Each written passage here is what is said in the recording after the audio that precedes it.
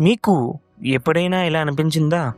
మీ మనస్సు ఎప్పుడూ గతం లేదా భవిష్యత్తులోనే ఉంటుందని, ప్రశాంతంగా ఉండలేకపోతుందని? అందరికీ నమస్కారం. ఈరోజు మనం హనుమాన్ చాలీసాలోని 8వ శ్లోకం అర్థం తెలుసుకుందాం. ప్రభు చరిత్ర సుని బేకో రసియ రామలకన సీతామన బసియ.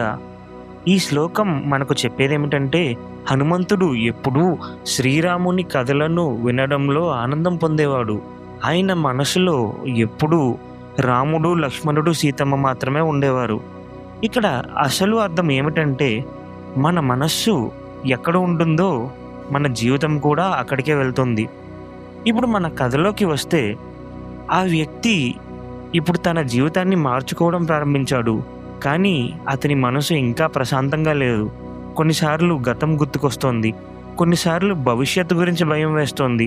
అప్పుడు ఆ గురువు అతన్ని చూసి అన్నాడు, నీ మనస్సు ఎప్పుడూ ఎక్కడో తిరుగుతుంది, అందుకే నీకు ప్రశాంతత లేదు అని. ఆ మాట అతనికి అర్థమైంది. ఇప్పటివరకు అతను ఎప్పుడూ బయట ప్రపంచాన్ని మార్చాలని ప్రయత్నించాడు.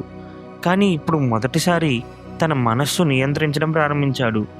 మన జీవితంలో కూడా ఇదే జరుగుతుంది.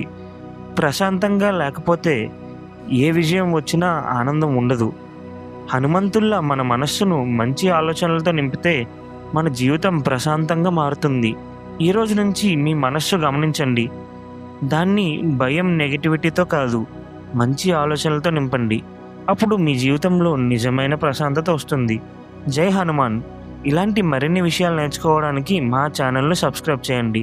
రేపు మరొక శ్లోకంతో కలుసుకుందాం.